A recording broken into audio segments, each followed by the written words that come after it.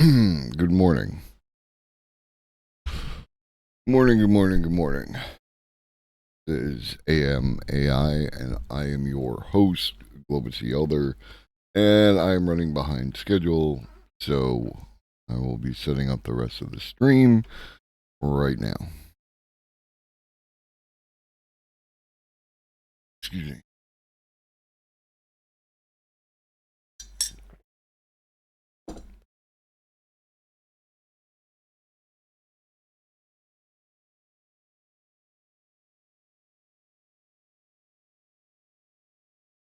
Good morning, Adam.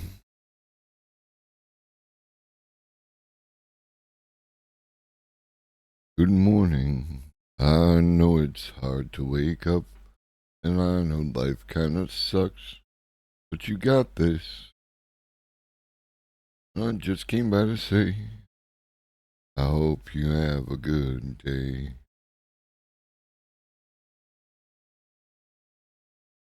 Check, check, check, check, check. Go.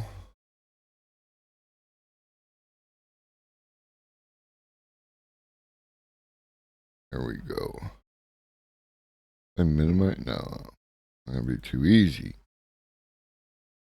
Easy.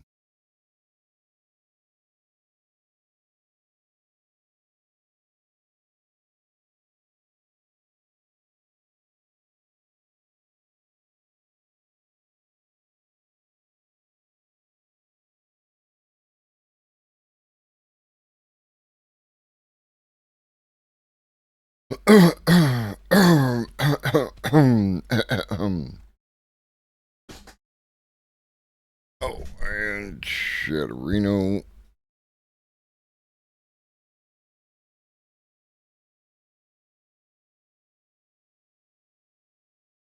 Ship Reno.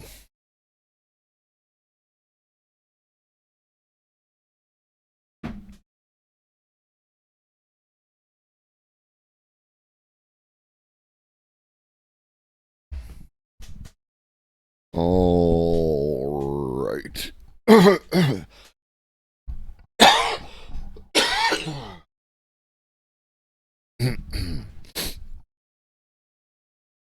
Now I think we're ready to go.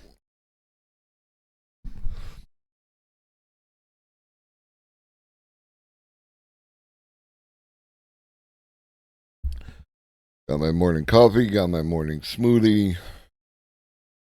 Alrighty then.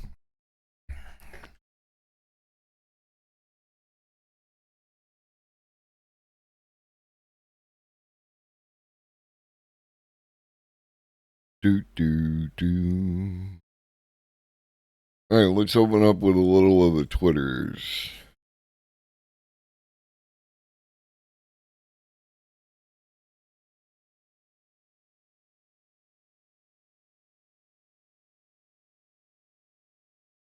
Sony is laying off 900 PlayStation employees.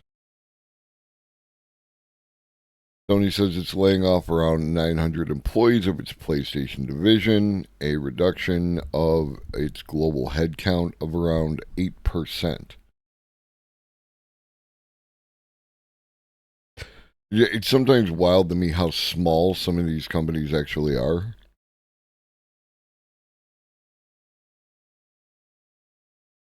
Right? Because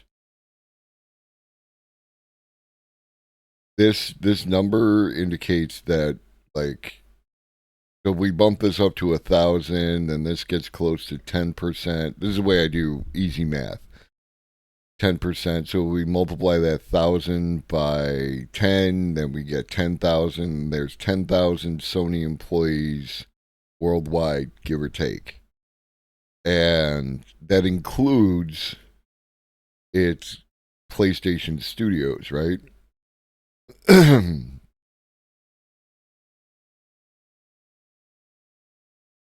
Just wild. Like, sometimes we think these companies are bigger than they are. Yeah, yeah, yeah. Um,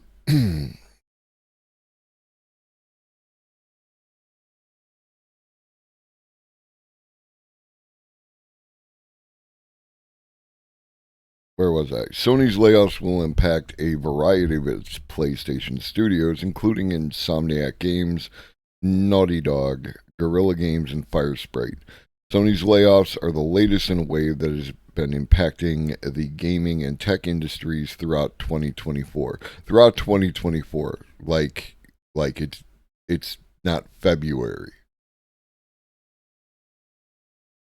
We have made the extremely hard decision. Hold on.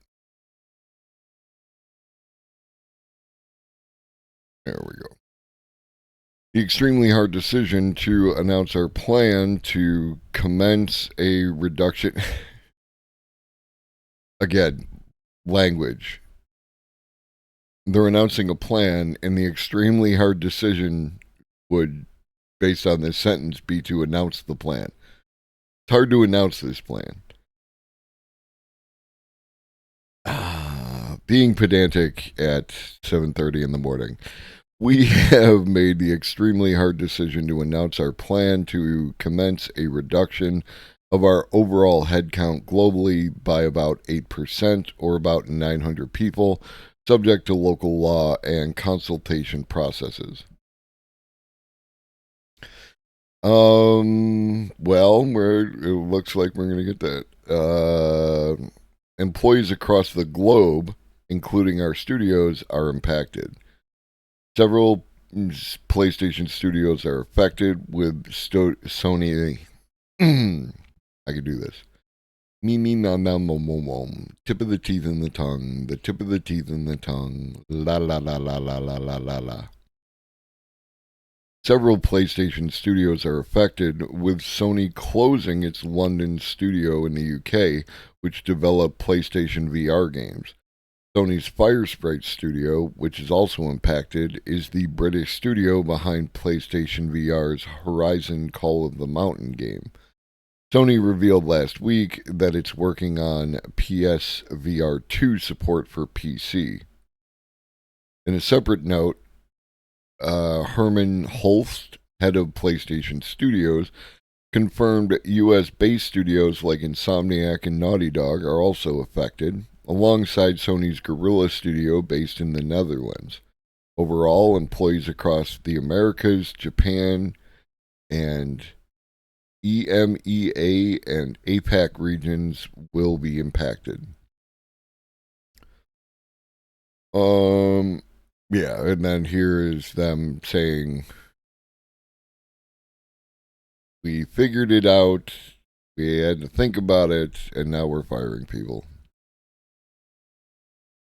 The layoffs come just days after Sony missed a PS5 sales target, which led to Sony's stock price plummeting by $10 billion. While the PS5 outlook wasn't what Sony was expecting, analysts also pointed toward a near-decade low games margin, suggesting that the cost of making games is eating into Sony games' margins.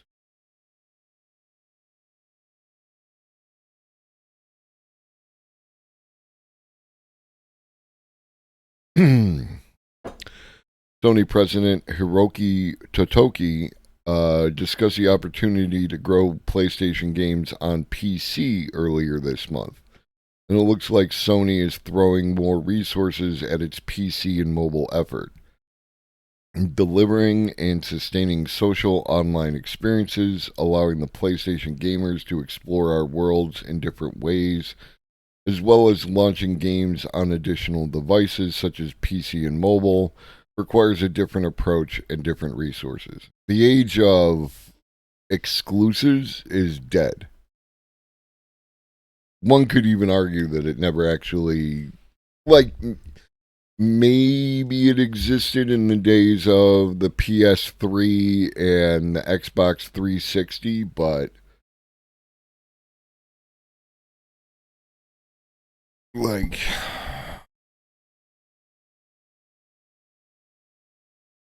people, the trend seems to be going more towards cross-platform, right? Because people want to play with their friends, and not all their friends are going to be on any particular console. and that internal pressure within your friend group might not be sufficient to overcome the financial friction of buying, more than one console. And so, what do you want to do? Do you want to sell hardware or do you want to sell software? And the future is headed towards cloud gaming. So,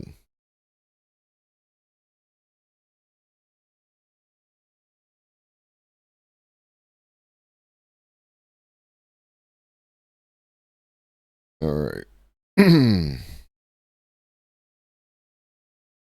So yesterday, yesterday. So Rowan Chung drops this tweet. Google DeepMind just dropped Genie, an AI that can generate interactive video games. This is a huge deal. Genie is trained on 200,000 hours of unsupervised public internet gaming videos and can generate video games from a single prompt or image. But here's what's insane. Despite not being trained on action or text annotations, the foundation model can determine who the main character is and enable a user to control that character in the generated world. It does this through its latent action model, video tokenizer, and dynamics model. We'll go more in depth on this in tomorrow's newsletter for those interested. And for those asking, yes, it's research only and not publicly available. And it does come with some limitations, like only currently creating games at 1 FPS. But this is the worst AI will ever be. Anyone will be able to create their own entirely imagined virtual world soon, and that's a wild sentence to say out loud. And now you can watch it. You can look at the screen for a second. Obviously, it's at 1 FPS.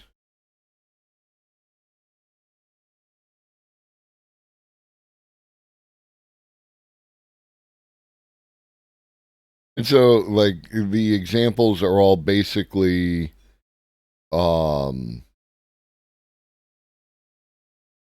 simple platformers, right?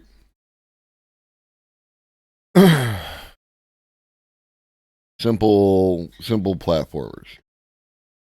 Day one, simple platformers.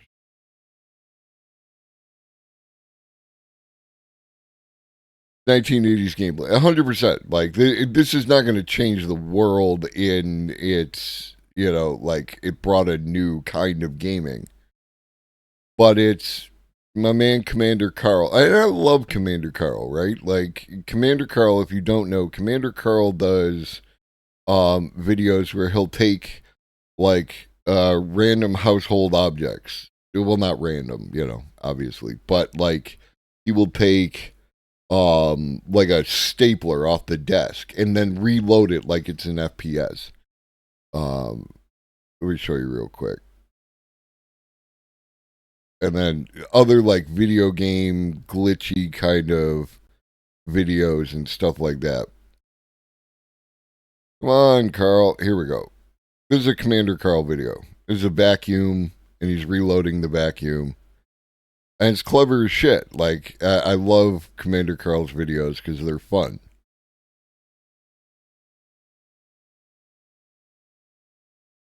Right?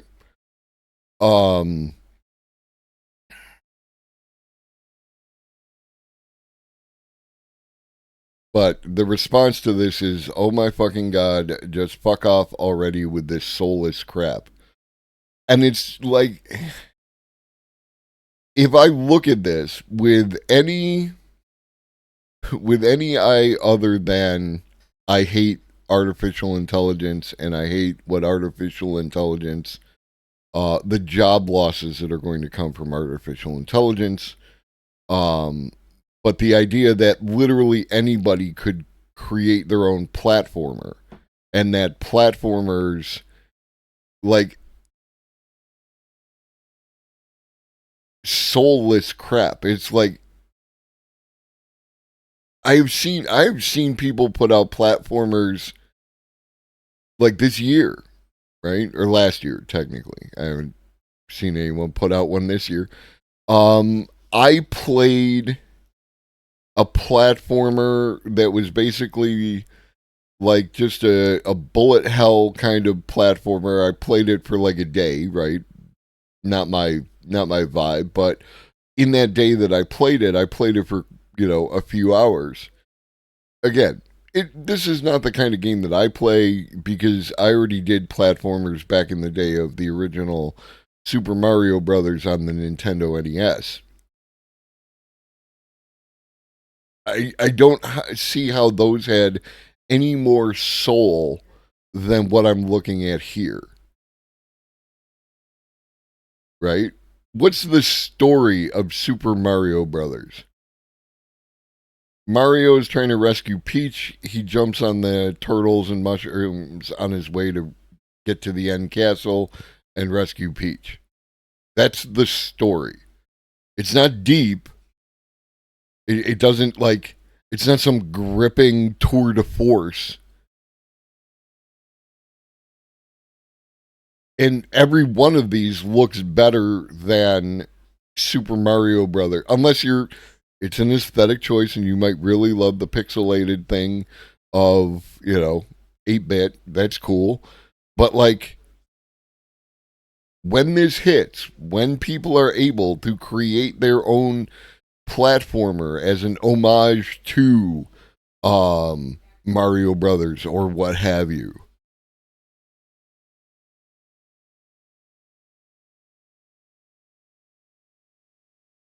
But it's never gonna get across. They don't care. They do not care. It's just about what's happening in these 5 minutes and not about, we need to shift the way that we do everything.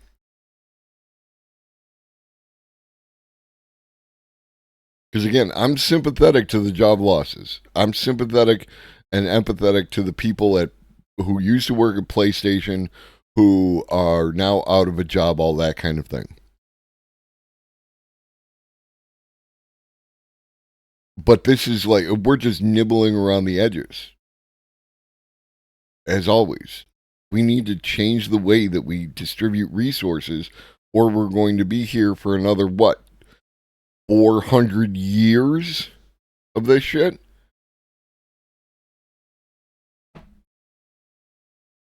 Speaking of capitalism,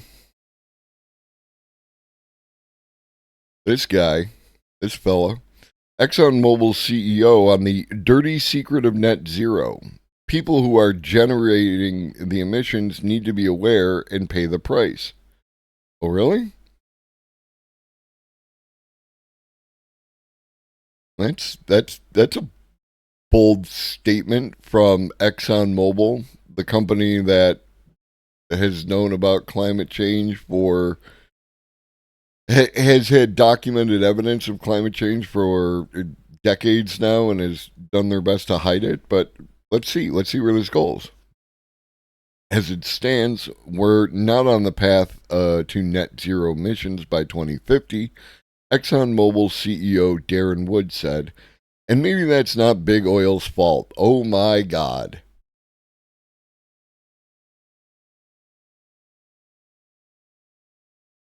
The dirty secret nobody talks about is how much all this is going to cost and who's willing to pay for it.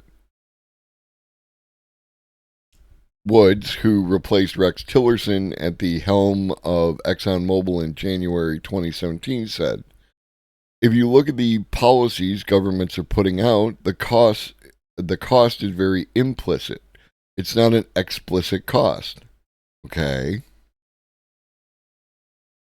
Most objective analyses would suggest that we waited too long to open the aperture on the solution set in terms of what we need as a society to start reducing emissions.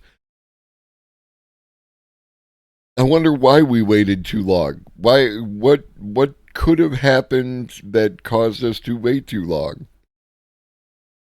In spite of the fact that we had some idea that this kind of thing was going to happen as early as like 1918, something along those lines, we were seeing effects of carbon dioxide and other greenhouse gases on the atmosphere, and then ExxonMobil had totally like had solid scientific proof that this was happening and then buried that. I wonder why we waited too long.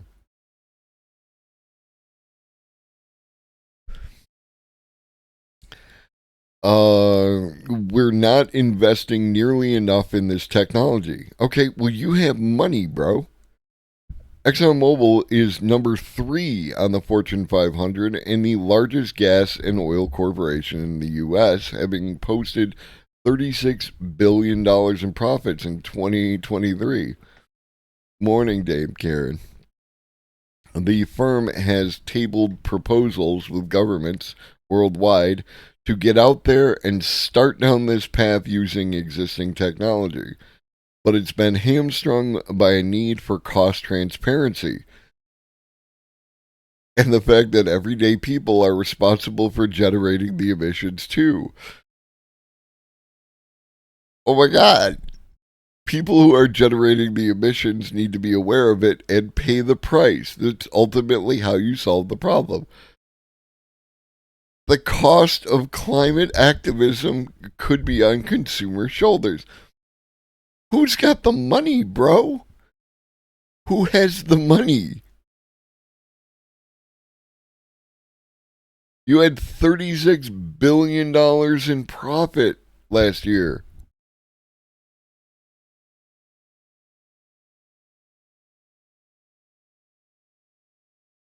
Woods, though the head of a fossil fuel giant, has some ground to stand on, does he?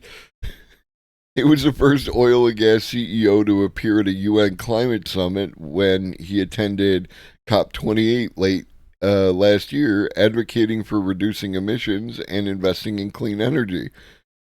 Okay. In 2022, ExxonMobil invested 17 billion dollars in its lower emission initiatives. Good, I guess. It has long maintained that greenhouse gas emissions, not fossil fuels, are behind climate change, claims over which is now being sued.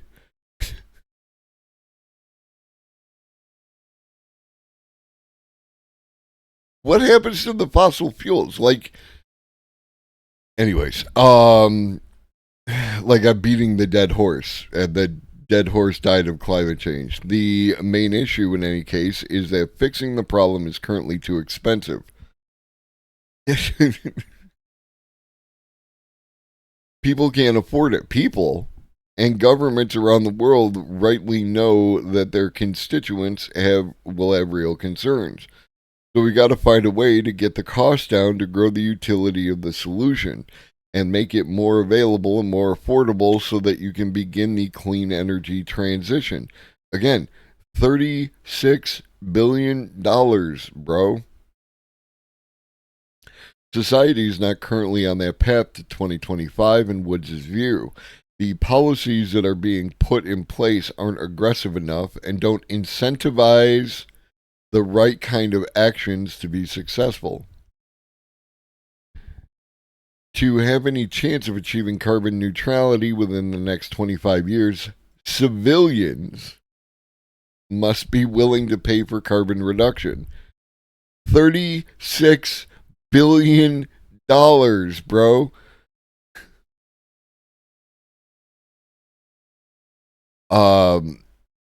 Because today we have opportunities to make fuels with lower carbon, but people aren't willing to spend the money to do that. Businesses aren't keen on shelling out either. We could today make a sustainable aviation fuel for the airline business, but the airline companies can't afford to pay. No, that's the thing. How can we transition to net zero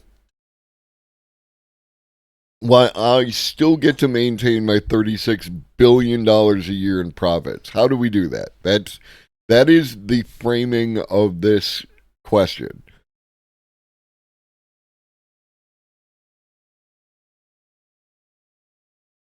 I don't think I have to read any more of this.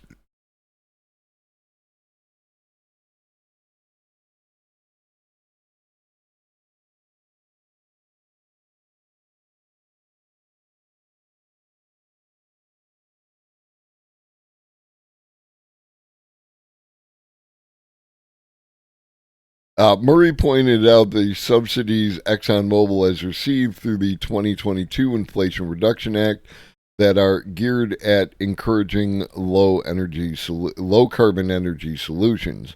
But Woods said that too is a band aid solution. The way that the government is incentivized and trying to catalyze investments in this space is through subsidies. Right. That's how they do that. Driving significant investments at a scale that's even close to moving the needle is going to cost a lot of money. Like, I don't know, $36 billion in 1 year. Because why would they not exist, Dave Carrot? We don't care enough, right? And I mean, you and I care. The people who care the most can't do anything about it, right? Or have limited ability to do anything about it. The people who can do something about it are, um, you know, are this guy, and you know, they want.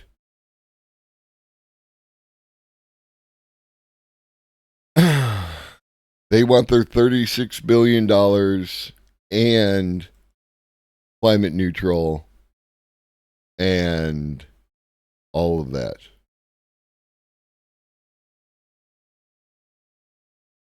But there is hope. Trillions of tons of buried hydrogen. Clean energy gold rush begins. There's enough natural hydrogen trapped underground to meet all projected demands for hundreds of years. An unpublished report by the USGS identifies it as a new primary source and fires the starter pistol on a new gold rush. Well, no, this is hydrogen. The black gold oil rush in the U.S. started in 1859 when Edwin Drake, good morning, Reed, drove a stake into the Pennsylvania soil, and oil started flowing out. If you want to read a really good book on oil, um,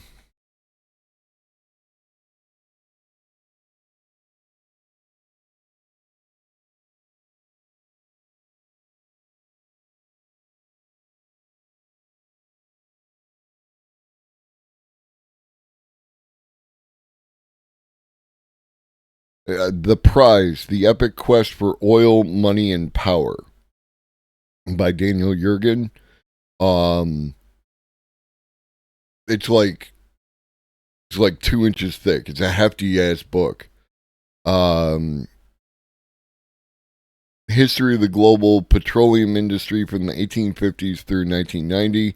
Prize became a bestseller, helped by its release date in December of 1990, 4 months after the invasion of Kuwait, ordered by Saddam Hussein, and 1 month before the U.S. led coalition began the Gulf War to oust Iraqi troops from that country. The book eventually went on to win a Pulitzer Prize, being called the definitive history of the oil industry, even a Bible. Right? Like it is Bible thick. It is like a hefty book. But it's still told, even though it's dense, it's still told in an approachable way. A lot of times when you engage with this kind of thing, it comes across as dry, right? Just a series of dates and facts, More memorization, and we read the thing, and it's so dull. This actually is engaging. So, if you want to add that to your list of Globus recommends books, The Prize by Daniel Yergin.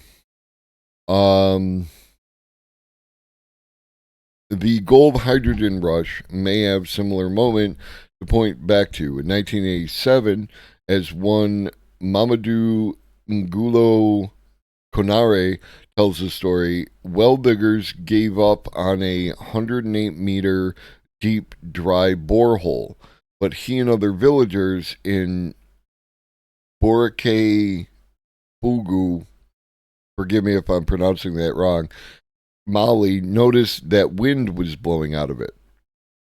When one of the drillers looked in, smoking a cigarette, it blew up in his face, causing severe burns as well as a huge fire. That fire, as science quoted Canare, burned like blue sparkling water and did not have black smoke pollution. The color of the fire at night was like shining gold. It took weeks to put out the fire and plug the hole, but subsequent analysis showed the gas coming out was 98% pure hydrogen. Celebratory mangoes were served. Some years later, a little 30 kilowatt Ford generator was hooked up, and Borake Bugu became the first village in the world to enjoy the benefits of clean, naturally occurring hydrogen as a green energy source. Spent so much time over the last several years covering new ways to generate green hydrogen using renewable energy. It's a highly promising clean fuel with all sorts of applications. Stored as a cryogenic liquid or a pressurized gas, it can be burned as a hydrocarbon fuel replacement with relatively minor modifications to normal combustion engines. It can also be run through a fuel cell to generate electricity, acting like a liquid gaseous battery of sorts. But in general, to produce it, you need a lot of fresh water. About 90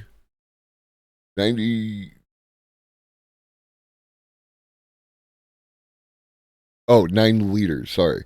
About 9 liters or 2 gallons of water for every 1 kilogram of hydrogen you produce.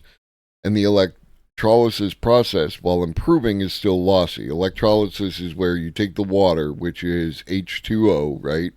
And then you break that into the hydrogen and the oxygen, and then that is your, both of which are technically fuels. So every time you divert precious renewable energy away from the grid to produce hydrogen, you're throwing some percentage away. That does feel a little wasteful given the massively growing power demands that power grids worldwide need to satisfy, while also getting rid of cheap, easy, dirty energy sources of the past. Hydrogen is such a pain to store at atmospheric pressure that perhaps the idea of geologic hydrogen trapped in the rocks under our feet like natural gas hasn't crossed people's minds. Perhaps it was assumed that naturally occurring hydrogen molecules would wiggle their way through solid rock to escape into the atmosphere, as they sometimes do in storage containers, or that they have been consumed by microbes. Perhaps it was simply never seen as that valuable a resource until a relatively recent pivot towards clean transport, clean energy, and zero carbon emissions. Either way, the situation has now changed big time. Jeffrey Ellis of the USGS has been investigating the global potential of geo-locked gold hydrogen as a new primary resource.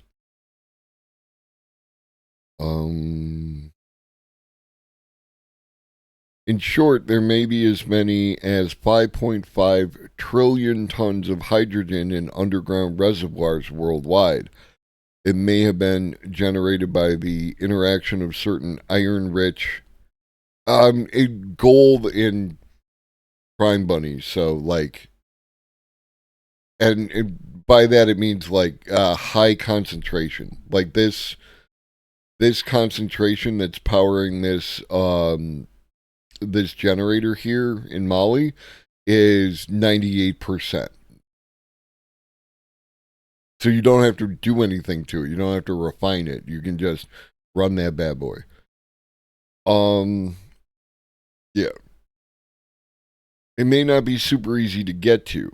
Most hydrogen is likely inaccessible, but a few percent recovery would still supply all projected demand, 500 million tons a year, for hundreds of years.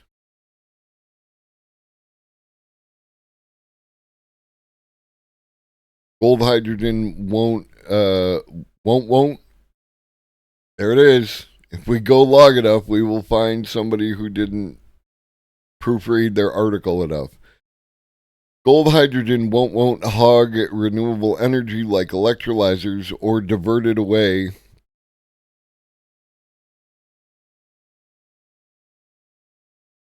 Well, they didn't say renewable, did they? They said green.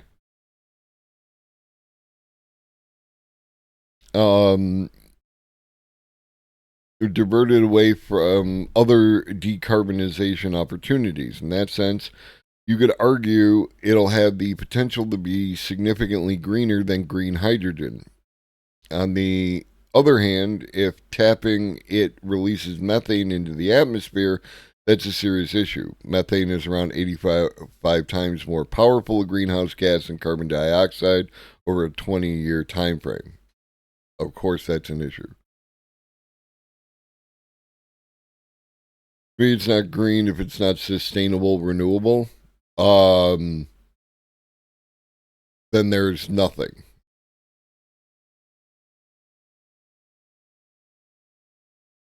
Right? Ultimately, that what that means. You want solar panels? Solar panels require materials that are dug up out of the ground. Um, and so to an extent, windmills. Then you require storage batteries for those types of solutions, and those materials have to come up out of the ground. And often the materials that those batteries are made of um, have to be acquired in less than ideal ways. We can develop new battery technology, but ultimately all that stuff is going to come out of the ground. I mean, I feel you, but those aren't, by your definition, those aren't green either. You know what I mean?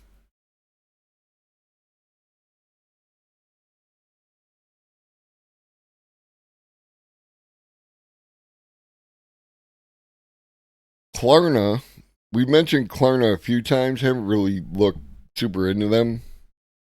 Solar and wind are sustainable and renewable at production. They are not sustainable and renewable at manufacture.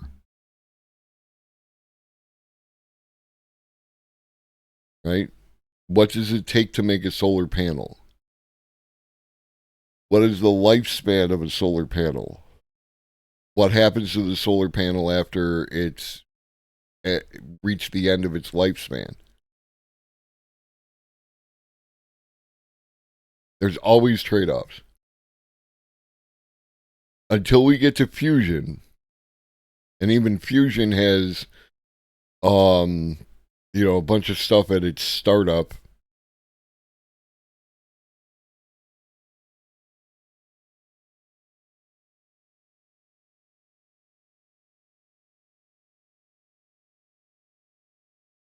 Klarna says its AI assistant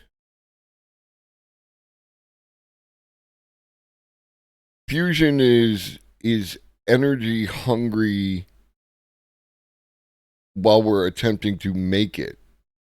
Once you make it, the whole point of fusion is that you get more energy out of it than you put into it. If it doesn't do that, then it's not fusion.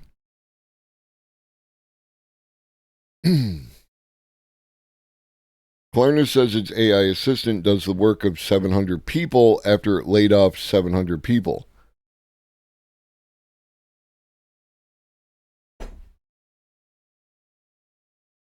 The Swedish fintech, which was criticized for its handling of a dramatic staff reduction in 2022 is touting new efficiencies powered by OpenAI. Klarna is bullish on bots. 2024 is the year of the agent. Remember that. 1 month after taking its OpenAI powered virtual assistant global, the Swedish buy now pay later company has released new data touting its ability to handle customer communications, make shoppers happier, and even drive better financial results. The app-based AI chatbot already handles 2/3 of all customer service chats, the company said Tuesday, some 2.3 million conversations so far, with the virtual assistant earning customer satisfaction rating at the same level as human agents. Klarna, which is expected to go public this year and will need all the hype it can get at a time when investors have been generally frosty towards IPOs, estimates that the chatbot could help improve its profits by $40 million in 2024. Announcing a partnership with OpenAI last year, Klarna said it was one of the first companies to integrate the firm's groundbreaking ChatGPT technology into a plug-in for shopping. The natural language interface initially helped customers choose items and make other shopping-related decisions based on personalized queries. A feature Klarna described as smooth shopping. The company has continued to build out its AI offering since then. Its app-based assistants are now available to customers worldwide and handle a variety of tasks, including refunds, cancellations, and even disputes. Klarna boasted in its announcement on Tuesday that the AI assistant is doing the equivalent work of 700 full-time agents. That statement may raise eyebrows to anyone who remembers the middle of 2022, when the company laid off roughly the same number of employees, then about 10% of its staff. At the time, CEO Sebastian Siemiatkowski cited economic uncertainty, inflation, and the likelihood of a recession as reasons for the cuts. He was criticized for his handling of the staff reduction after he shared a public spreadsheet on LinkedIn that contained the names of many of the laid off workers. Yeah, dude, that's... no. Fast Company said asked Klarna how the company arrived at its calculation for its AI assistant's human equivalent productivity. The company said the number of equivalent jobs the AI could perform wasn't related to the layoffs. In a statement, the spokesperson said the company's customer service, supported by 4 to 5 large third parties that collectively have over 650,000 employees, and that it offers customers the option to speak with human agents if that's what they prefer. This is in no way connected to the workforce reductions in May of 2022, and making that conclusion would be incorrect. We chose to share the figure of 700 to indicate the more long-term consequences of AI technology, where we believe it's important to be transparent in order to create an understanding in society. We think it's important to proactively address these issues and encourage a thoughtful discussion around how society can meet and navigate this transformation. So, as much as I meme in this article, this is the correct take, right? Because this is my take. All jobs will be automated. What are we as a society going to do about that? Right? That's what it comes down to. How are we going to distribute resources? Are we not going to distribute resources? If we're not going to distribute resources, then we're in for major disruptions, which is the nicest way I can put that. That aspect of it, yeah, no, you don't name people who got fired. That's a separate issue at 100%. I'm talking about just the idea of this right here. We are going to need different solutions in order to get good morning, Cadillo. we're going to need different solutions on resource distribution in order to address the fact that that everyone, that's good. I like that. Um, that people are going to be without work. And it's not the work. Who cares if people are without work? It's that people will be without money, or more correctly, people will be without resources. So, how do we get the resources to the people? That's ultimately what matters. Everything else is secondary nonsense. Morning kisses from Granny. Difficult part is global companies with HQ at some tax paradise. I mean, that is part of it. You're not wrong, right? But if we don't completely revamp the way that we distribute resources globally, then we're just kicking cans down the road like we've been doing for the past few hundred years rather than really, you know, addressing this issue. And we need to address this issue. Otherwise, we are going to reach a point where calculus will be made and things will happen and no one will be happy.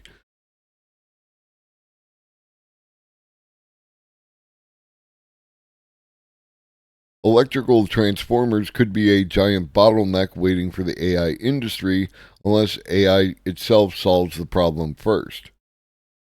The AI boom is going to need energy, lots of it. Early estimates show the data centers behind AI tech will consume as much power as the entire nation of the Netherlands by 2027. But for all the futuristic problems AI promises to solve, there's a distinctly practical one that's threatening to hold it back from scaling up en masse. AI data centers rely on specialized electrical transformers, refrigerator sized units that convert current to a safe voltage to integrate with the grid, the network of power plants and wires that carry electricity across the country. But those transformers are in extremely short supply right now, so much so that wait times for new units are as high as 4 years. Demand has also sent prices up some 70% since January 2020. Supply chain pressures and historical trends that have caused the shortage aren't showing signs of easing. So, there's another thing, right? Like,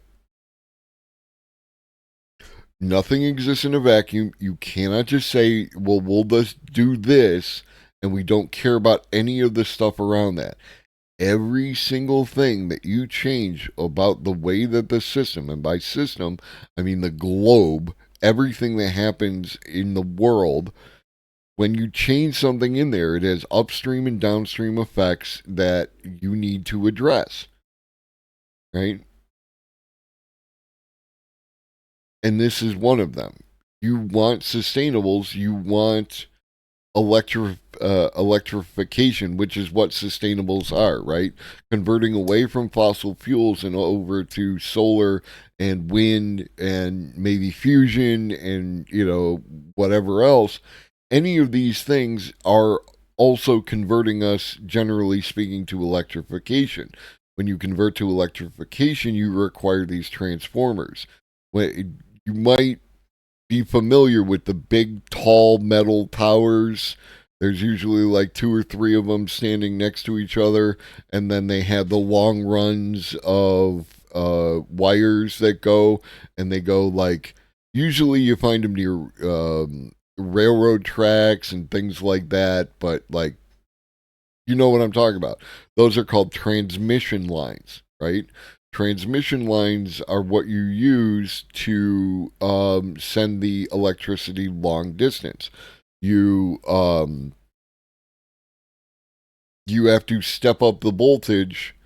If I'm remembering this correctly, you step up the voltage through step up transformers, and then you fire that down there, and then you need step down transformers, big ones, and then the smaller ones that you might have seen either cans attached to a like uh an electrical pole, or if your wires are underground, then they're the green boxes in the United States, right? Your situation may be different depending on where you live. But there's green boxes often in suburban neighborhoods where the wires are underground. If you don't see wires overhead, then the wires are underground, and you can find those green boxes in the suburbs. Those are all transformers, right?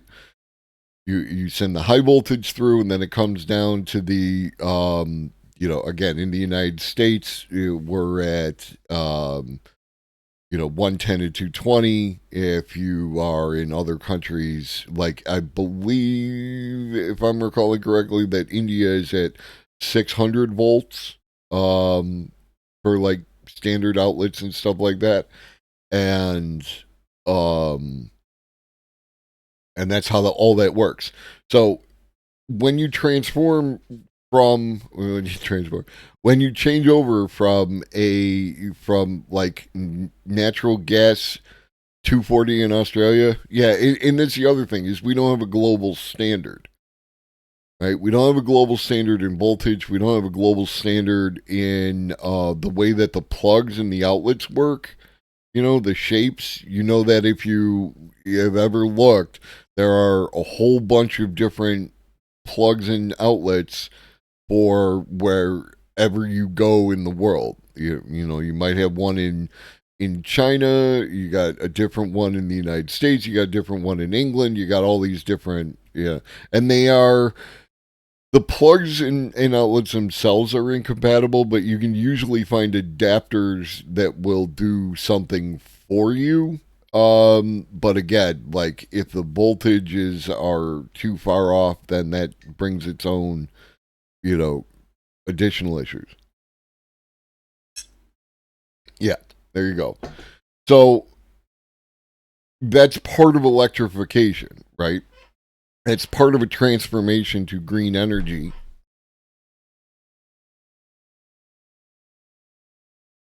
Shoulders hurting. Um, and apparently we are short on transformers. Unless we do see considerable investment both at the commodity level and in manufacturing of transformers, I think the shortage that we are currently in is only going to get worse. It's going to continue to get worse. It's going to take several years to actually get a lot of that AI capacity online. So, again, another example of what that $7 trillion number that Sam Altman is talking about for investment in the chips, this is part of it, right? Upscaling the grid. There's a lot of, again, in the United States, a lot of our grid is old and has not been invested in. And depending on where you are, where I'm at, I'm going to say that National Grid is fairly good at what they do. My experience as a consumer tends to be at the point of reception. So like when something goes down, right? Like if my power goes out, the most recent time the power went out due to a weather related issue, it was back online before I had a chance to report on my cell phone that there was a problem. So I will give them that kind of credit that they, at least here in New York, they are on top of that to get that power back up, right? They work very hard. The workers work very, very hard to make that happen, and they're out usually in the worst weather, so all respect due to them. You got someplace like Texas, where they are not as good, right? We hear things about what the grid is like in Texas, and Texas is separate from like each state is part of the national grid, but Texas is like its own grid entity, which makes no sense to me whatsoever. But this is what happens when you have a privatized state by state experience as opposed to a national, you know, electrical grid where it's all at the same level. And don't get me wrong, California doesn't get off the hook because we all remember Enron. You might remember Enron and things like that. We are not, again, it's infrastructure. We need more infrastructure. We need more infrastructure investment. We need to get those resources from wherever they are and apply them to our infrastructure.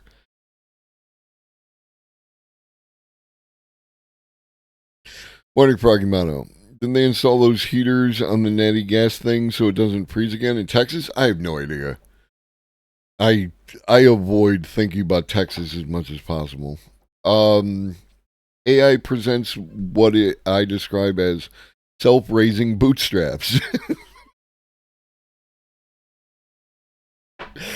Oh, boo. Oh. In that AI will help with balancing electrical loads. Edward Wilford, a semiconductor analyst at consultancy Omidia, tells Fortune. With short notice, there's always going to be a shortage of some kind. So you throw the dice and you just assume the industry you built will be enough to carry you through. Those are words. Yeah. What is a transformer? Why is it critical to AI development? Transformers are essential devices for electrical projects that are connected to the grid in order to effectively. This is the thing. Yes, here we go. To effectively transmit power across hundreds of miles, transformers are needed to step up voltage to a higher level on the transmitting end, but the high voltage current isn't safe for us to use in home, offices, or data centers, so step down transformers are installed on the receiving end to bring the voltage back down to usable levels. These transformers are bulky, expensive units that often look like large chest freezers.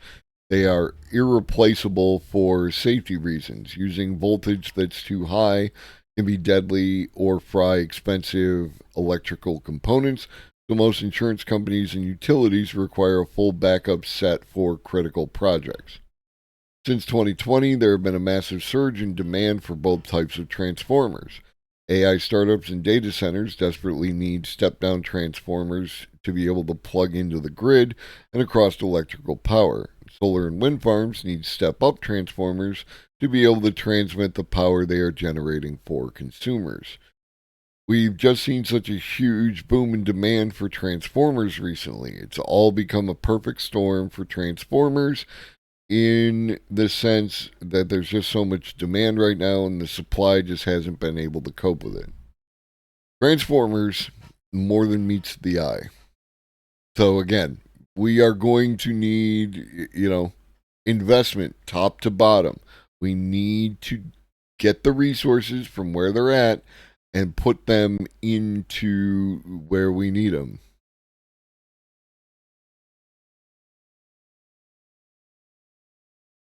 Speaking of electricity, Arizona approves discriminatory charge on rooftop solar customers.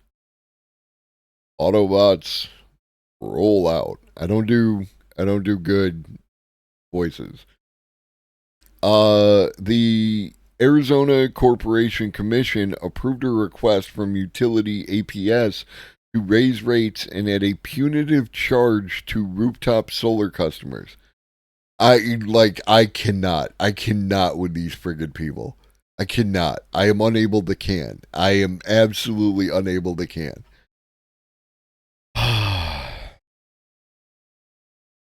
The Arizona Corporation Commission has approved a request from major utility Arizona Public Service to raise electricity rates for all customers, assess fixed charges, and to single out those who have invested in rooftop solar with the largest of such charges.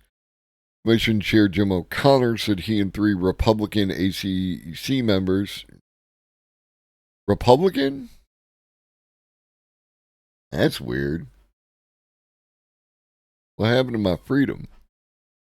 Approve the rate plan without knowing the real effect it would have on customers' bill. Okay, brah. Okay. Oh, we didn't know. Okay. Under the new rate hike, O'Connor promised customers will see their bills rise roughly 8%, far outpacing inflation. APS president Ted Geister told reporters that residential customers should expect to see bills increase about $10 to $12 per month. So that's 120 to what, 140 some dollars a year. While customers with rooftop solar, where you would expect, because I have rooftop solar, I'm going to be paying less, right? That's how that works. I produce electricity, so therefore it's less. While customers with a rooftop solar can expect their bills to increase by as much as $15 a month. I'm sorry? How does that work? The move comes on the heels of Arizona reducing its rooftop solar export rates, known as net metering rates, by 10% last summer. However, the full impact of the rate hike has not been fully evaluated by the ACC. Arizona Public Interest Research Group Education Fund requested the commission reconsider the approval, suggesting the APS should be required to testify under oath the exact projected impact on customers. Comprehensive data should be entered into the docket, and APS executives should be sworn in before they speak. Get him, Diane. The commission failed to ask the questions necessary to ensure they had adequate and complete data before voting on the entire rate plan.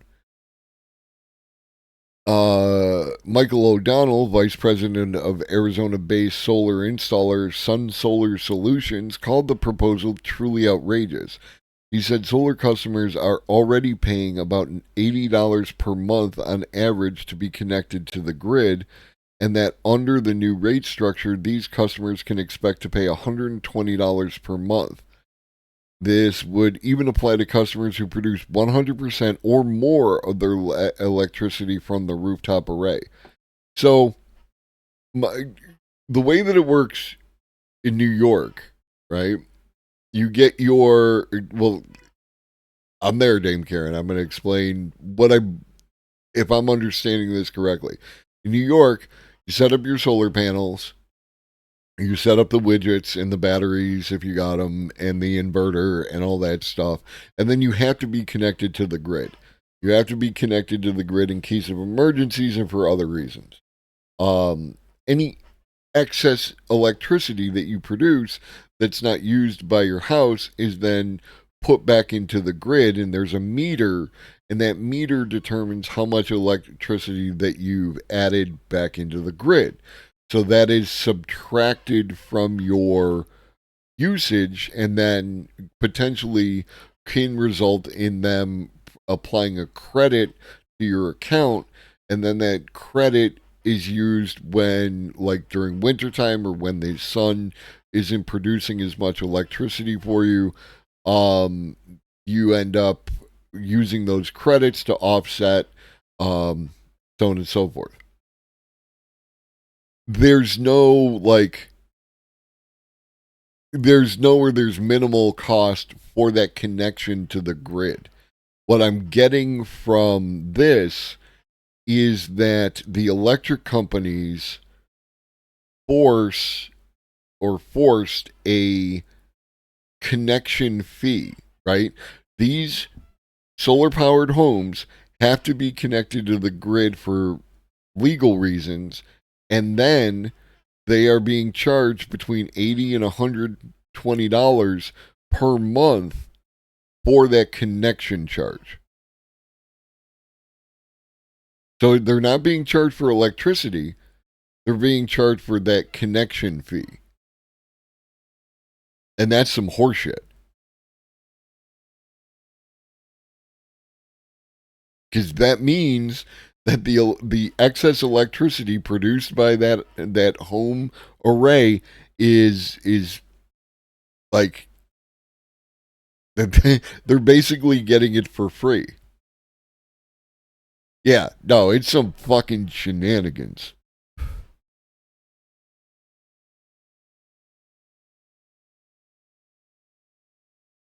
And these charges retroactively apply to customers who already have rooftop solar and have signed a net metering agreement with APS.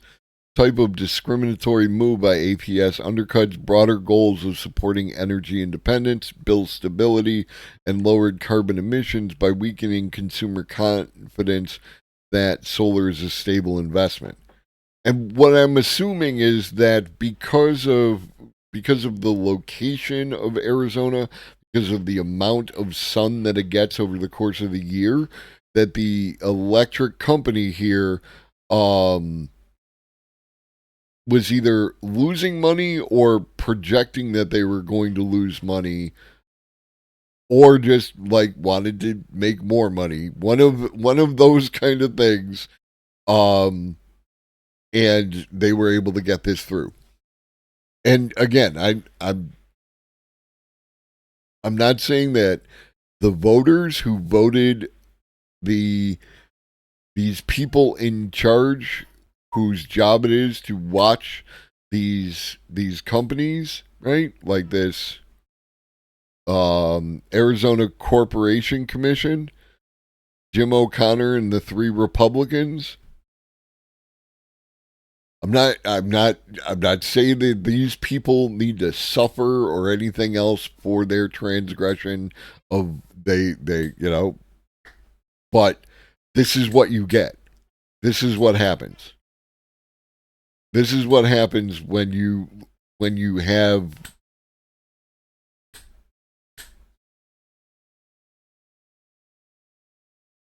you got to hold them accountable. And whether or not they do, because of freedom or something. All right, let's keep shooting. Former AMD GPU head accuses NVIDIA of being a GPU cartel in response to reports of retaliatory shipment delays. Follows accusations from Grok that customers tiptoe around NVIDIA to talk GPUs with others. Actually, we got that here. So we'll do this one first. NVIDIA's AI customers are scared to be seen courting other AI chip makers for fear of retaliatory shipment delays, says rival firm. Green Team suspected of delaying orders for customers caught en flagrante with rivals. A report published by the Wall Street Journal on Monday surfaces an accusation that NVIDIA might be willing to delay data center GPU orders if it becomes aware of a customer looking for greener pastures. Thus, rival AI chipmaker Grok says that fearful customers are secretive about acquiring or designing AI acceleration technology for fear of retaliatory shipment delays. That stands in contrast to NVIDIA's own statements on the matter, with the company saying that it's trying to allocate supply fairly and to offer customers alternative access to compute while they wait for their shipments. It would be a pity if something would have happened to your pending GPU order. Fear of being found out is so strong that it isn't uncommon for people to deny that they've had meetings with rival AI accelerator chip firms, CEO of Grok told the Wall Street Journal. A lot of people that we meet with say if NVIDIA were to hear that we were meeting, they would disavow it. The problem is you have to pay NVIDIA a year in advance, and you may get your hardware in a year, or it may take longer. And it's aw shucks, you're buying from someone else, and I guess it's going to take a little longer. Big if true, right? It's difficult to actually say whether or not this is true because it's a competitor, but this is the kind of thing that we would like someone to look into. That'd be kind of cool if someone were to look into what the truth of this is, get some testifying going on.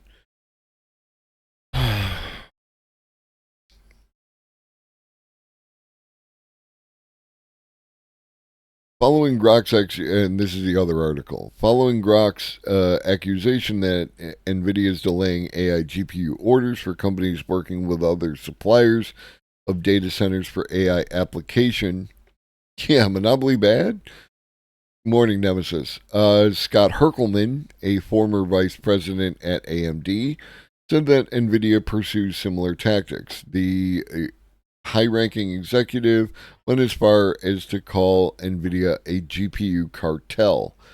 This happens more than you expect. NVIDIA does this with data center customers, OEMs, AIBs, press, and resellers. He wrote in a Twitter post. They learned from GPP to not put it into writing. They just do not ship after a customer has ordered. They are the GPU cartel and they control all supply. You can expand the embedded tweet below to see his reply.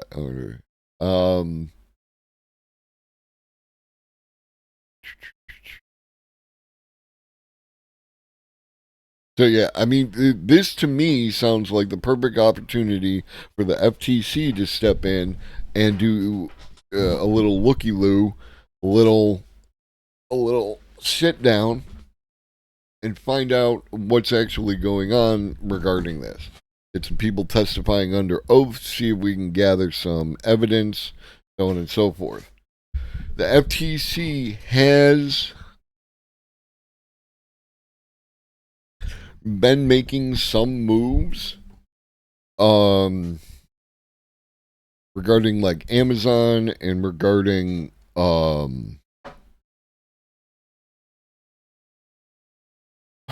Intel and the Microsoft Activision merger and stuff like that. We'll see if they do anything with this.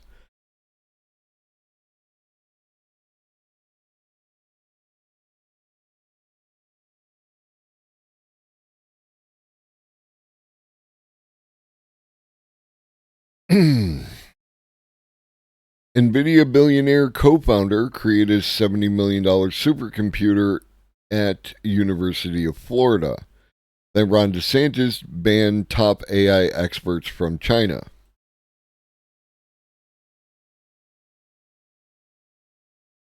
When Chris Malachowski, a billionaire founder of chip giant NVIDIA Corp., bankrolled one of the world's biggest supercomputers at the University of Florida, Ron DeSantis predicted the machine would be a magnet for artificial intelligence talent. Almost 4 years later, the Florida governor's anti-China crusade is preventing some highly skilled AI researchers from ever setting foot in the state. HyperGator AI, built with NVIDIA's lightning-fast AI processors and housed near a futuristic new computer science building bearing Malachowski's name, was designed to make University of Florida a leader in using cutting-edge computing for academic research. Malachowski, a UF alumnus, and NVIDIA each pumped $25 million into the project. Florida's flagship university put up another $20 million. Academics at UF and other Florida universities want to use HyperGator AI for everything from developing better strains of wheat to finding cancer-fighting drugs. Yet such work is being stymied, professors say, by a DeSantis-backed law that effectively blocks universities from recruiting from 7 countries of concern, including 2 that produce top AI researchers, China and Iran. It's a stupid law for many reasons. The reality is that we need to be attracting talent, not sending them away. For some faculty, it will hamper research and set it back several years. The market for AI know-how has been tightening, stoked by investor excitement, big tech companies rushing to grab a piece of the burgeoning industry. Companies like NVIDIA are offering large pay packages to AI specialists, exacerbating a shortage of capable hands in the academy. Against that backdrop, recruiting researchers from China, Iran, and other countries had helped University of Florida stay in the game. Yet DeSantis' law has hobbled aspirations for HyperGator AI to advance research and compete with institutions outside the state. Hundreds of UF professors have petitioned university leaders, including President Ben Sazi, to roll back the restrictions. UF's obligation is to comply with the restriction on any employment contract with students from these 7 countries, including researcher stipends. Florida isn't alone in placing limits on Chinese students. The Biden administration has been using a Trump era presidential proclamation to reject the visas of aspiring PhD researchers from China suspected of having ties to the military. Outside the U.S., Canada puts restrictions on Chinese researchers, and the Netherlands is considering a crackdown. Still, the restrictions signed into law by DeSantis raise more questions about how hospitable Florida is to finance, technology, and other business that flocked to the state during the COVID-19 pandemic. Last year, top financial firms, including billionaire Miami resident Ken Griffin's Citadel, successfully lobbied to revise a ban on Chinese nationals investing in Florida real estate. Representatives for DeSantis didn't respond to requests for comment. Malachowski and NVIDIA declined to comment. Oh, yeah. I mean, it's beyond... It's that extra special racism where you shoot yourself in the foot while you're doing the racism. Right? It's bad enough doing the racism, but now we're like... We're in the as we head into this AI future, they are making it harder to do well in the AI future.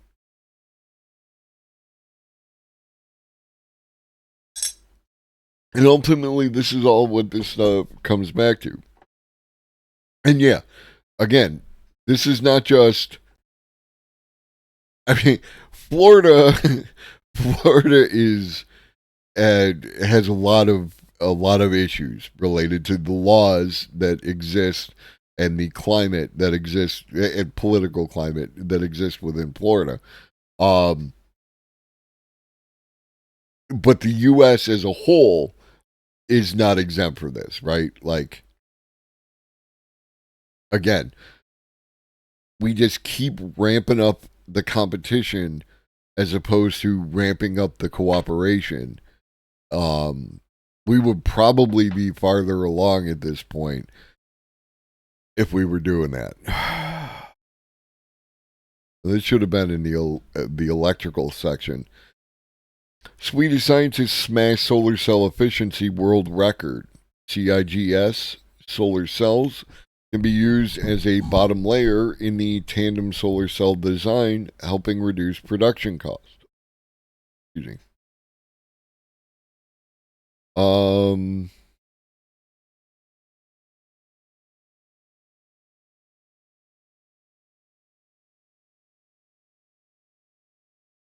So this is like, I'm pretty sure this is the one we covered the other day, which hit the 23.35% solar efficiency with the transparent solar, and now Sweden's got that number up to 23.64.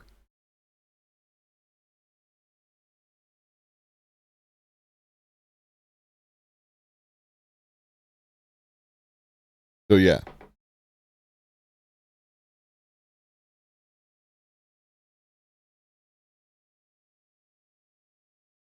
Space news. SpaceX discloses cause of Starship anomalies as it clears an FAA hurdle. Several engines began shutting down before one engine failed energetically.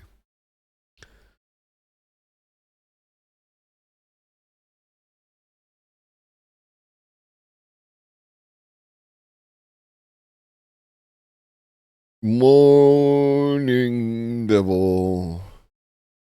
Sorry, I'm reading Nemesis. Space Dickers. using limits makes confident, but the bulk of development still happens on Windows. That means NVIDIA till AMD's finally designed system. Okay, all right. I finally caught up. You were responding to that, the NVIDIA Grok cartel portion. Got you. What's hardly worth talking about? It's cool, homie. It's cool. Um,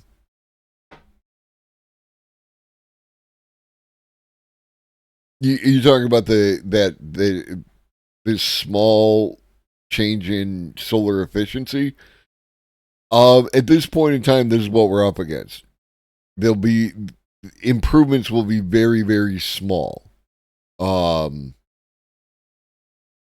yeah, no, it is significant, but it's not.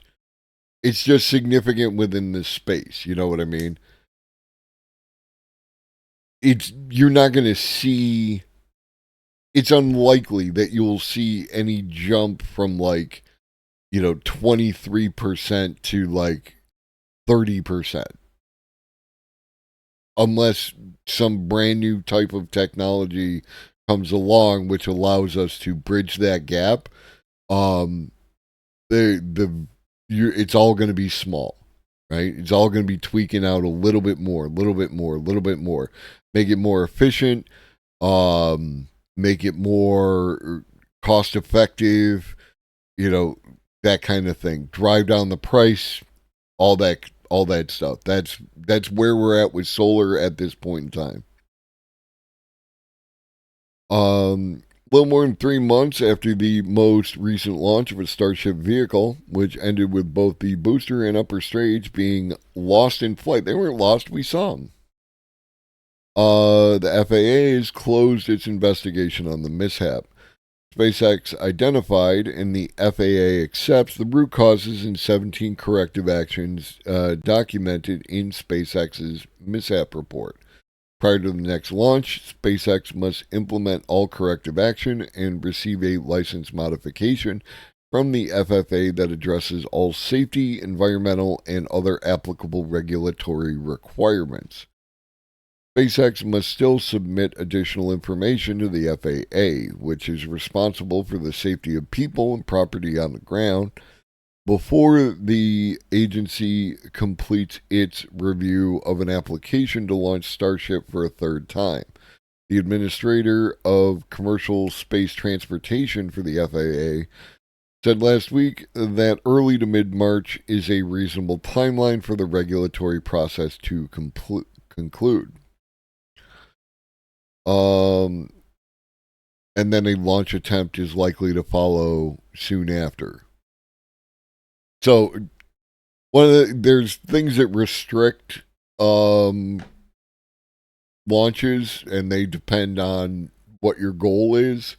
This is when they talk about the launch window, because everything is moving in space, and if you launch at the wrong time, then you won't have enough fuel to do whatever it is that you need to do. If you're trying to get to the moon, then the Earth needs to be at a proper place in its rotation. The moon needs to be,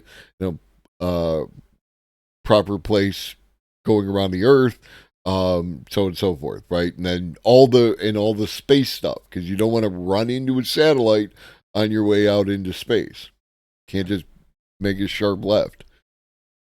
In conjunction with Monday's announcement, SpaceX released details for the first time of what happened. In this update, SpaceX noted that the Super Heavy first stage of the rocket performed nominally, with all 33 Raptor engines on this massive rocket igniting successfully. The booster then performed a full duration burn to reach stage separation. At this point, the upper stage executed a successful hot staging maneuver in which the Starship stage separated from the booster while some of the booster engines were still firing. For the Super Heavy booster, the next step was to perform a series of burns to make a soft landing in the Gulf of Mexico. As part of the initial burn, 13 of the rocket engines were intended to fire. So this is one of the things about space launches is that like historically a lot of the stuff that we use either gets left up in space as junk, burns up in reentry, or falls back to Earth and has to be like cleaned up. The space shuttle introduced the idea that you could have the boosters on the side. If I'm recalling correctly, they would have parachutes and you could recover them, but it was like a pain in the ass, more or less. Um, and then Falcon brought us to the ability to land the rockets and then easily recover them. And now, um, part of this is that the bottom half of, or the bottom section of this craft will do the same thing. So you can use it multiple times. It's more efficient. It is a good thing. It is a better thing if you're doing space stuff. You know what I mean? Yeah, I'm looking like, again, I will beat up on Elon as much as the next person, but I will beat up on Elon for that which Elon has done wrong. This is not that, right? This is some good rocket science that's going on here.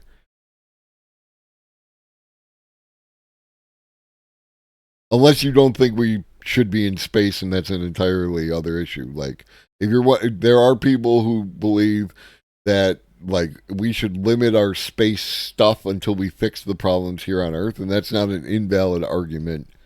And I don't want to pretend that it isn't worth at least discussing. The most likely root cause of the booster RUD um, was determined to be filter blockage, where liquid oxygen is supplied to the engines, leading to a loss of inlet pressure in engine oxidizer turbo pumps that eventually resulted in one engine failing in a way that resulted in the loss of the vehicle.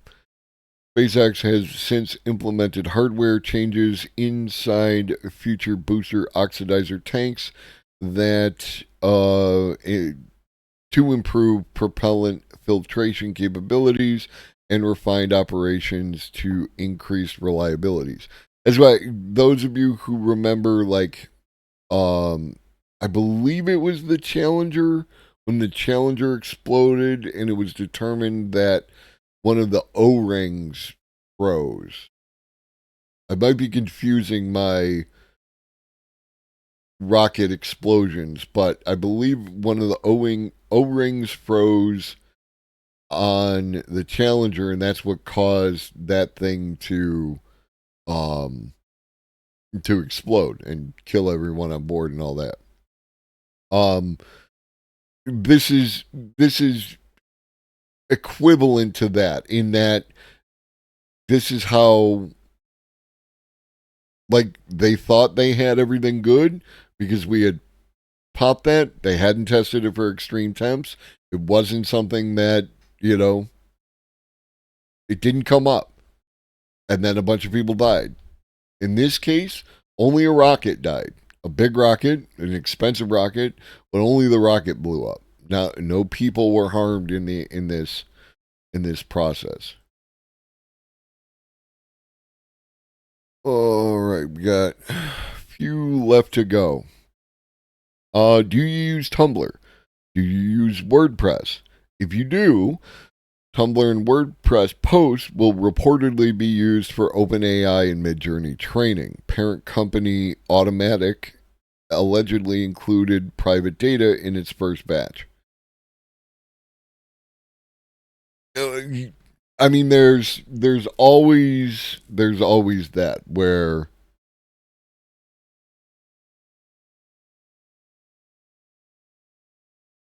there, at least allegedly, there are people who, after the fact, indicate that they did say something. And I'm not saying that no one said anything regarding the O-rings. I'm just like, there are,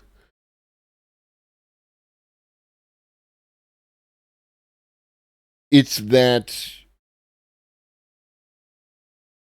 there are probably things that people say are a problem that don't actually end up being a problem, because there's a balance that you have to take between um like safety and attempting to accomplish goals, in these spaces, right? Paradigm.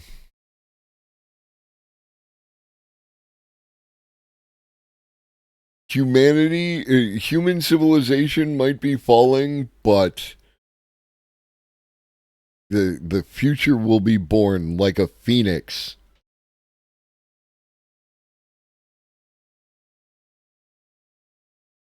Something. Um, the old world is dying. The new world will be born. Now is the time of monsters. Something to that effect. Human safety is concerned. Nothing should compromise that. I understand that, and like personally, I agree. I just know that astronauts do not necessarily, right?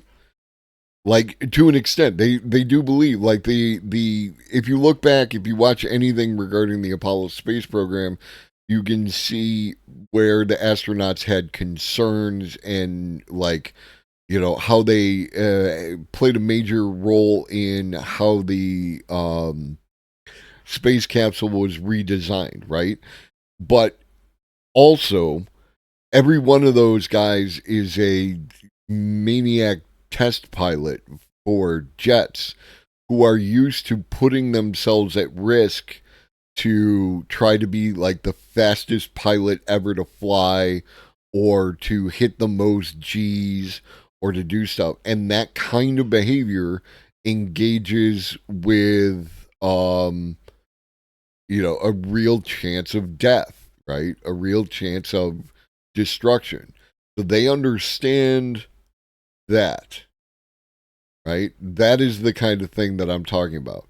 Challenger had civilians on board, absolutely, and like people not in. If you don't know what you're signing up for, if you're not clear on what you're signing up for, then you shouldn't be putting yourself at risk like that, or they shouldn't be putting you at risk like that. That kind of thing, right? Like when I get on a roller coaster, I'm agreeing to um a certain amount of danger, but that amount of danger is incredibly small. I shouldn't be falling off the roller coaster, right? Like that, all the things, all the safety things should be addressed there. Um, I'm not trying to be like the test pilot for your fucking roller coaster. If you follow what I'm saying here. All right, so parent company Automattic allegedly includes private data in its first batch. Tumblr and WordPress are reportedly set to strike deals to sell user data to artificial intelligence companies. OpenAI and Midjourney. 404 Media reports that the platform's parent company, Automattic, is nearing completion of an agreement to provide data to help train the AI company's models. It isn't clear which data will be included, but the report suggests Automattic may have overreached initially. An allegedly internal post from Tumblr product manager Kyle with a C. Kyle with a C.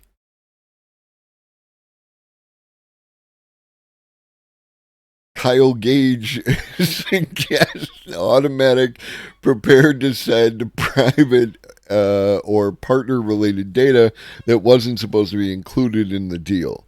The questionable content reportedly includes private posts on public blog posts, deleted or suspended blogs, unanswered, therefore not publicly posted questions, private answers, posts marked explicit, and content from premium partner blogs like Apple's former music site. Internal posts suggest Automatic engineers are preparing a list of post IDs that should have been excluded. It wasn't clear whether the data had already been sent to the AI companies. Engadget emailed Automatic to ask for a comment on the report. The company replied with a published statement claiming, "We will share only public content that's hosted on WordPress.com and Tumblr from sites that haven't opted out." The statement notes that legal regulations don't require AI companies' web crawlers to abide by users' opt-out preference. Final line in Automatic statement appears to align with the reported deals. "We are also working directly with select AI companies as long as their plans align with what our community cares about. Attribution, opt-outs, and control. Our partnerships will respect all opt-out settings. We also plan to take a step further and regularly update any partners about people who newly opt out and ask that their content be removed from past sources and future training." I mean, that seems fair enough, right?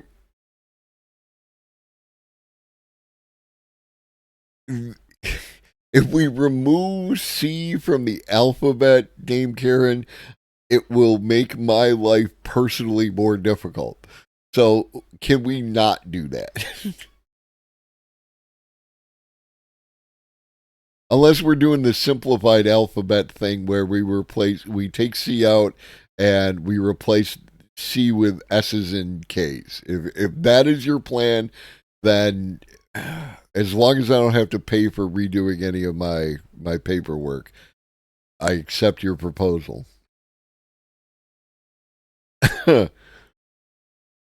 Yeah. So this happened. There is so much going on here.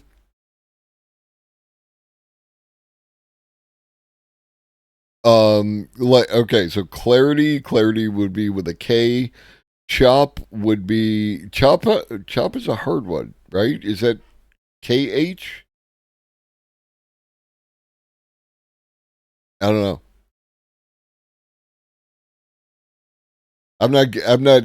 I would rather have the Pop Tarts, ravioli, hot dog taco discourse than I would want to have all the edge cases where C's not going to work. And either way, we need to talk about this amazing headline from 2024. Amazon Studios hit with Roadhouse copyright. First off, did y'all know that they're making a sequel to Roadhouse? I found out this morning.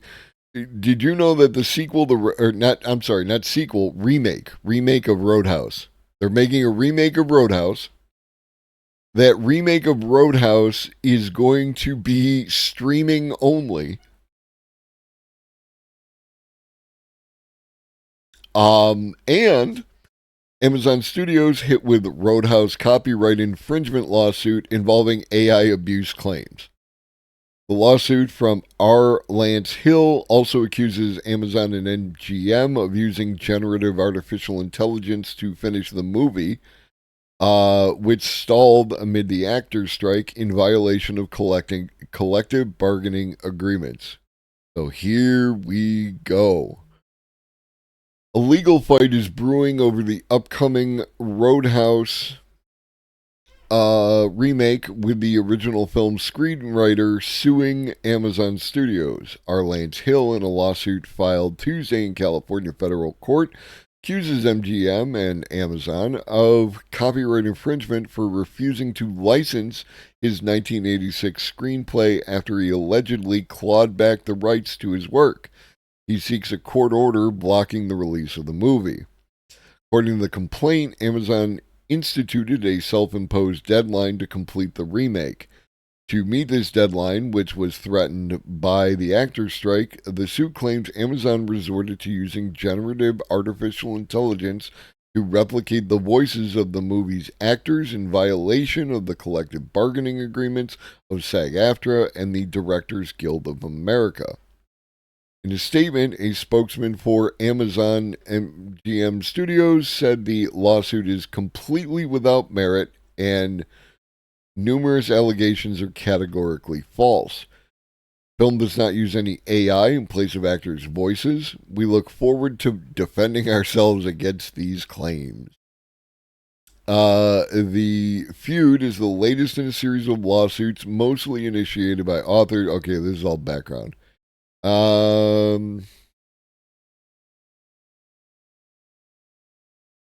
According to the complaint, Hill, who goes by the pseudonym David Lee Henry, moved to recover the copyright to his screenplay on November 10th, 2021, meaning he would claw back the rights to his work in 2 years. He alleges that MGM and Amazon refused to acknowledge the termination and to license his screenplay. Instead, the studio steamrolled ahead with the production of a remake of the 1989 film derived from Hill's screenplay, states the complaint, which notes that the movie was not completed until late January 2024, well after the effective date of Hill's statutory termination. So yeah.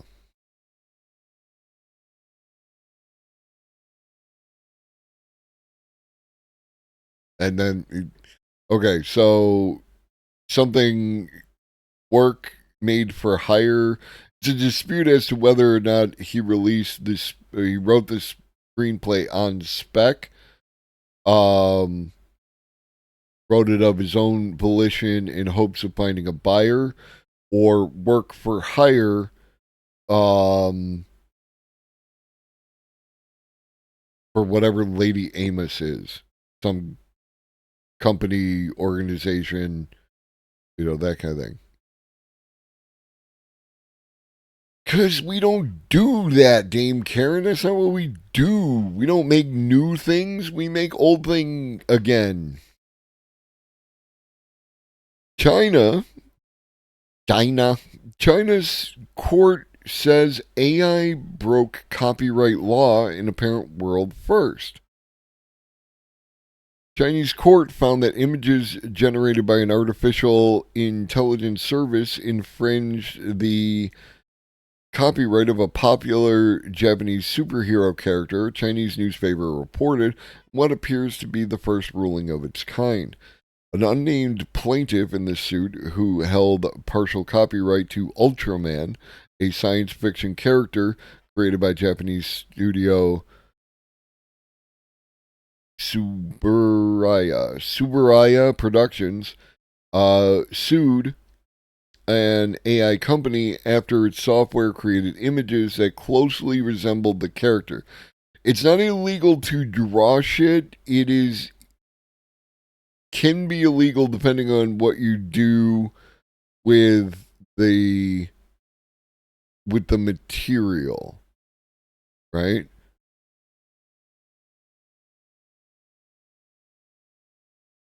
Sued an AI company after its software created images that closely resembled the character. The name of the AI company involved was not disclosed.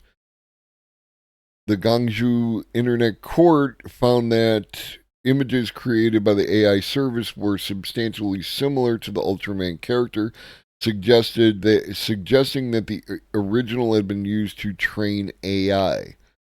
So they are taking it as if the Ultraman art was used to train the AI, then that is a violation of copyright. And that the evidence of being able to produce an image that is substantially similar to Ultraman, that's evidence of that use in training. I don't know that I would. Again, I don't like IP and any of that kind of stuff. but I'm not in the Chinese court to tell people.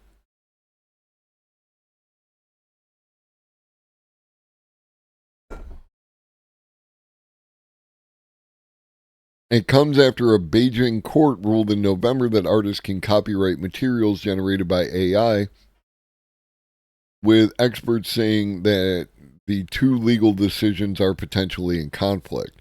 Latest ruling may also accelerate the debate over AI's potential to infringe on protected material. Courts around the world take on the complex legal question. So this is important. We will see where it goes.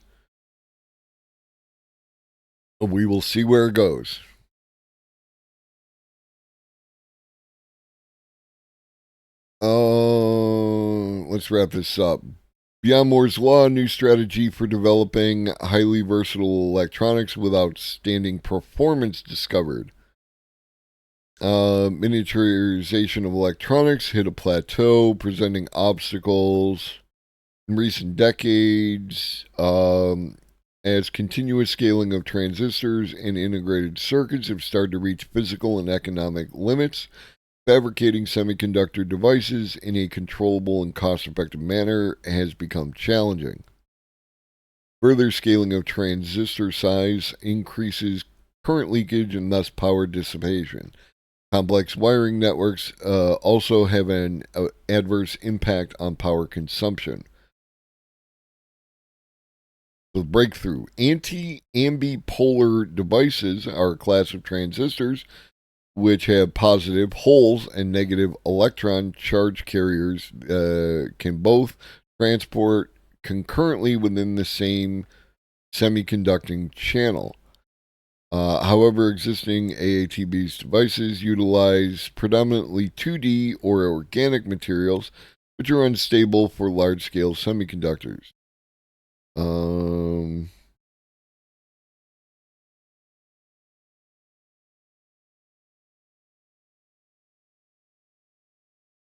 Yeah, this is all rather technical.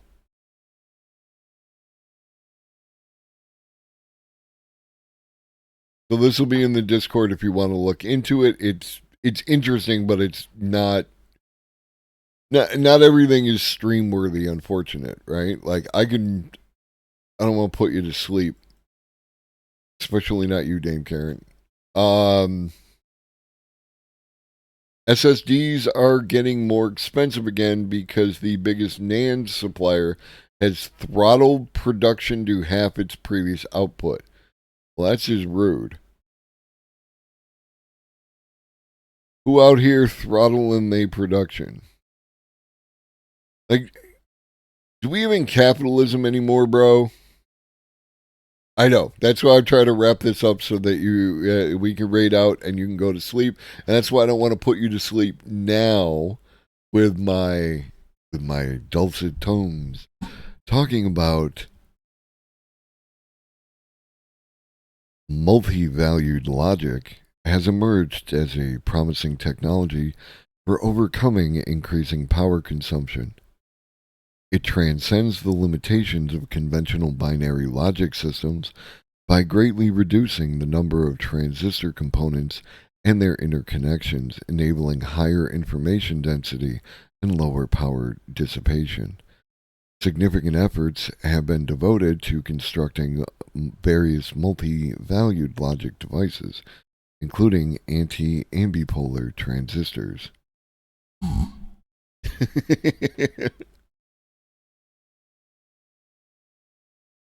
Yeah, let's take a quick peek, see what the hell's going on over here. Last year was the perfect time to buy an SSD. Well, thank you. Now, right? I'm not living in last year. I'm living in the future. For less than $100, you could get a couple of terabytes of really fast storage, even from the top brands. It's not the case now, and you have to shop around to find a good deal, and the reason for this is simple.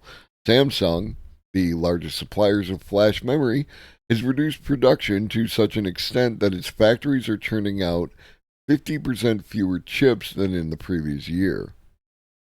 News of this move isn't particularly surprising as the industry has been talking about reducing output for a good while.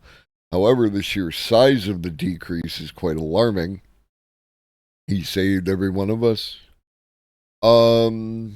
It's quite alarming, and it's going to mean that SSD prices will continue to rise as the inventory of flash memory chips begin to dwindle. This is because it's not just Samsung that's scaling back production. Other NAND manufacturers, such as Kioxia, Micron, and SK Hynix, will also certainly follow suit. By constraining supply, the high demand will force prices to rise, though this is something that's been going on in the flash memory industry for years. More recently, the growth of AI supercomputers is also partly responsible for the increase. The creation of these machines for generative AI require thousands of medium capacity, high speed flash memory chips. General server market still prefers the traditional HDD as the primary choice of long term storage, though SSDs are making headway in this area too. However, it's not necessarily all doom and gloom. While some suppliers may choose to not follow Samsung's lead and instead do the polar opposite, Chinese manufacturers such as YMTC, whose memory chips are used by Silicon Power, ADAT, and countless others, may see this as an opportunity to flood the market with mountains of cheap NAND flash. One might think that since many of the best solid state drives are created by the chip manufacturers themselves, it will only be the lesser known brands that will snap them up. But there are some excellent SSDs out there, such as Lexar NM790, which uses YMTC chips, and they're just as fast as anything from Samsung, and all that without the high price tag. What do you got, homie? Lexar NM790 4 terabyte SSD review, 4 terabyte capacity, superb performance, plenty fast enough for games and more, runs cool, and against his less known controller flash combo.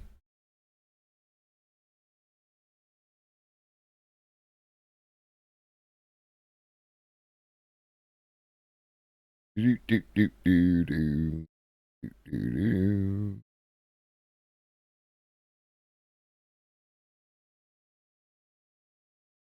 And it's only $60.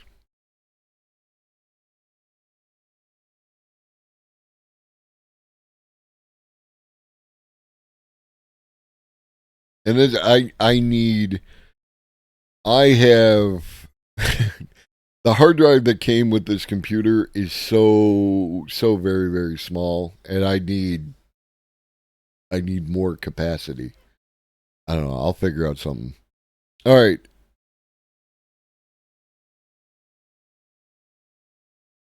So that is it. We will be back at 5 p.m. Eastern with more AI related content.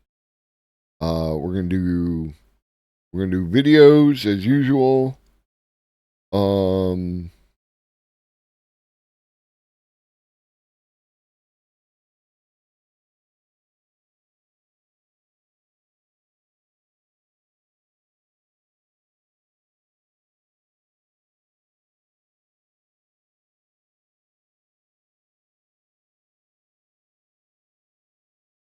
all right, we're gonna try a new person.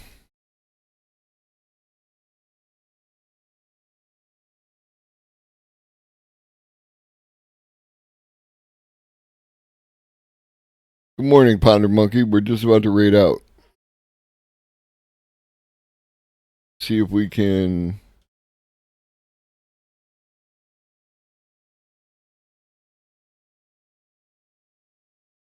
We're sticking in the tech Tech Range, this is software and game development.